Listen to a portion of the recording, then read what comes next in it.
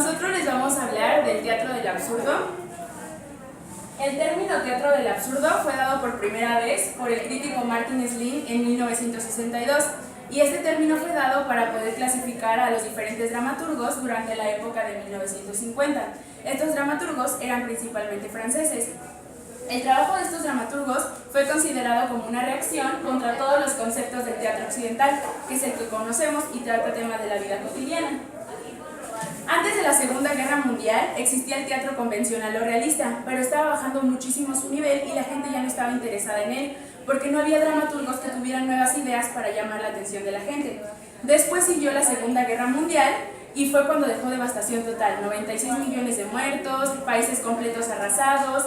Entonces la gente empezó a ver mucha violencia entre ellas, había muchas muertes, muchas guerras, y la gente empezó a preguntarse de cuál era el verdadero significado de la existencia humana y de su naturaleza, porque no era posible que entre ellos mismos se mataban. Entonces empezaron a caer en una ilógica social, y la misma lógica del sistema que había, es decir, toda la violencia y la guerra, hizo que la gente se cayera a lo irracional y a lo ilógico. Entonces empezaron a tener desconfianza de lo que es la razón y la lógica social. No entendían cuál era el propósito de la vida ni del ser humano, porque no era posible que se mataran entre ellos.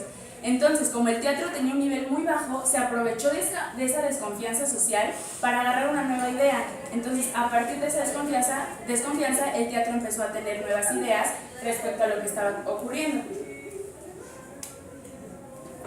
Los antecedentes de este tipo de teatro empiezan con Alfred Harry y su obra Ubu Rey, que trata un tema grotesco sobre el gobierno y sobre la política, y a partir del estreno de esta obra se dieron cambios muy drásticos en el teatro, tanto en la forma de expresarse de los actores, en la iluminación, en la forma de escribir teatro, en la vestimenta.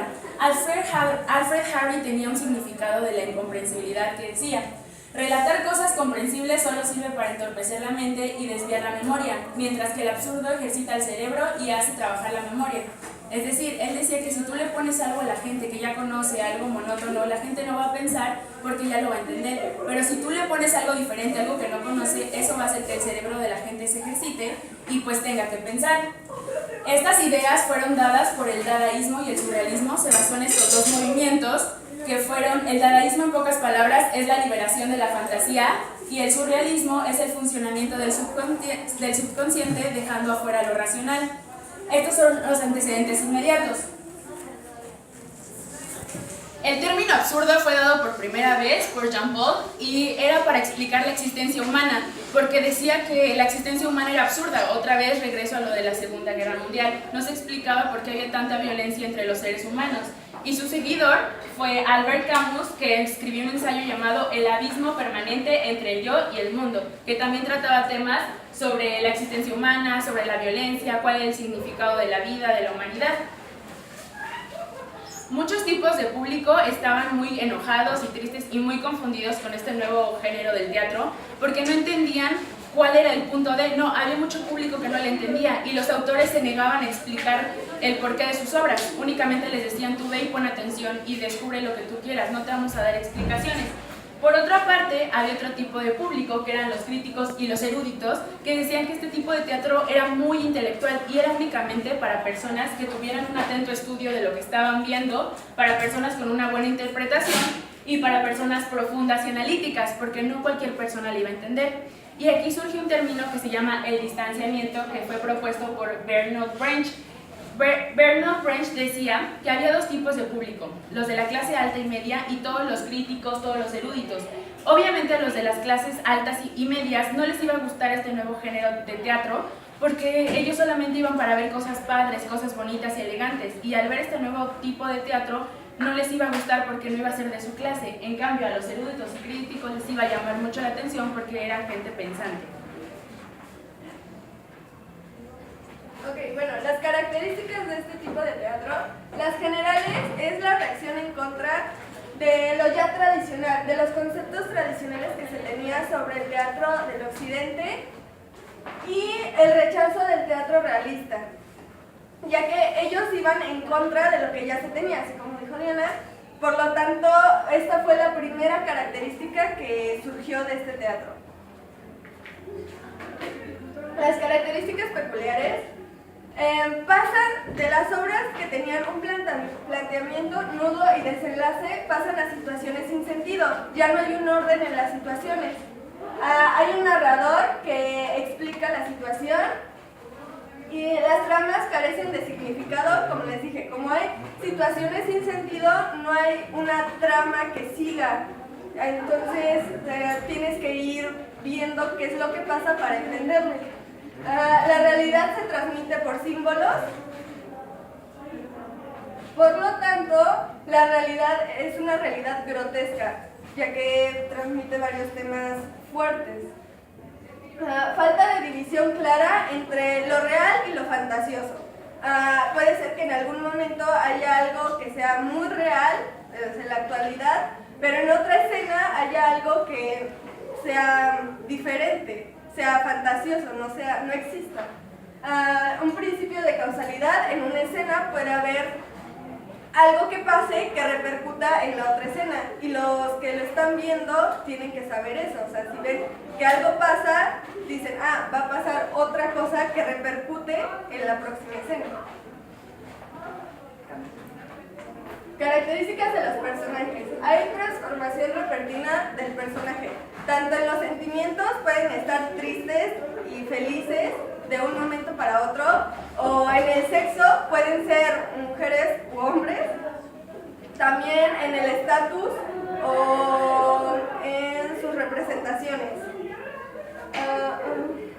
La trama es circular y no va a ninguna parte. Características del lenguaje. Utilizan un lenguaje sin sentido y por lo tanto hay malentendidos entre los personajes, y esto hace que el diálogo no fluya armoniosamente.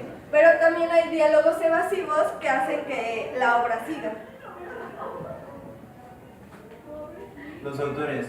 Bueno, el autor principal, como de todo el teatro del absurdo, es Eugene Ionesco, que nació en Rumania, pero vivió prácticamente toda su vida en Francia y adquirió la nacionalidad francesa por parte de su madre. Bueno, el autor se caracteriza principalmente por utilizar la ruptura con la lógica, tener novedad e inteligencia en sus obras. Todo esto lo plasmó en sus obras y eso hicieron que fuera famoso, por lo que se proyectó como el mayor exponente. El segundo es Samuel Beckett. Él nació en Irlanda y fue un dramaturgo, novelista, crítico y poeta. Sus obras se caracterizaban principalmente por el pesimismo y por el humor negro. Su obra principal es Buscando a Godot.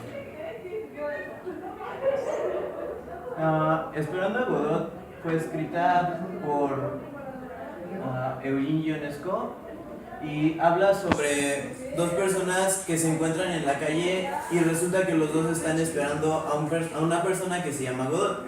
Entonces toda la obra se desarrolla a través de las dos personas y ellos se quedan solamente en un mismo lugar, no se mueven y únicamente interactúan entre ellos.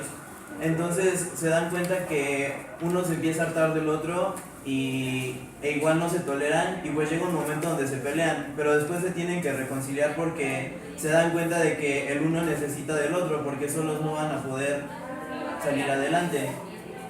La siguiente es La cantante calva, que habla sobre una pareja de ancianos que llegan a un punto donde toda su rutina se hace como muy monótona. Entonces lo que deciden es rentar uno de sus cuartos de su casa, y al momento de rentar llega una pareja de jóvenes. Entonces lo que hacen estos ancianos pues es como analizar y ver qué es lo que hace la pareja joven, pues para que ellos puedan como realizar acciones diferentes y salir de lo mismo.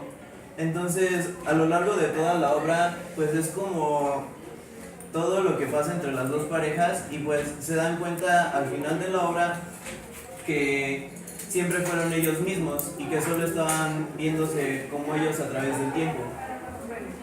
El video a continuación es un fragmento de Esperando a Godot, que es la obra más famosa del teatro del absurdo. ¡Espera! ¡Ya recuerdo! ¿Bien? No te entiendo nada. Pregunto si no estamos atados. ¿Atados? ¡Atados! quién? ¿Por quién? A tu hombre. ¿A Godó? ¿Atamos a Godó? ¿Pero qué idea? Por supuesto que no.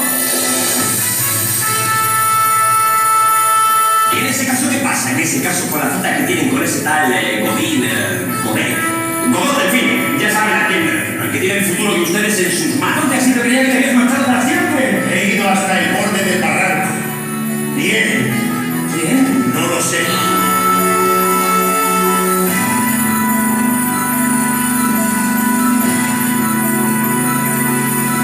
Para mí es un sueño haber dirigido Esperanto, porque es un texto que yo tenía en la mesa desde hacía 17 años. ¿Y si fuéramos felices? Lo terrible es haber pensado. Pero hemos sido felices alguna vez.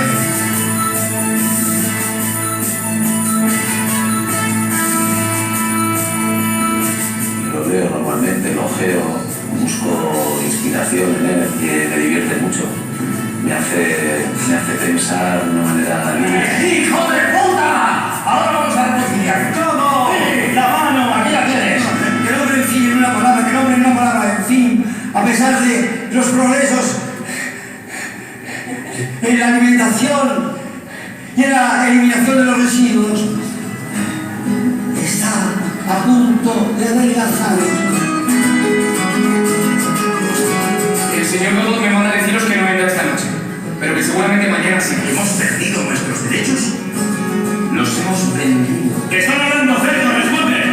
Adelante. Perdone, señor. Los huesos, ¿usted los tiene? Los personajes, si son tan legendarios o forman parte de la leyenda del teatro, es porque cuando los estás viendo tienes la sensación de conocerlos. Bueno, pues esto nos ha servido para pasar el rato. Habría pasado igual de todos modos. Sí, pero no rabia. Y al mismo tiempo te das cuenta de que estás sabiendo muy poco de ellos. Eso hace que sean muy humanos. Y que estoy contento. Estoy contento. Yo también. Yo también. Estamos contentos. Estamos contentos. ¿Y qué hacemos ahora que estamos contentos?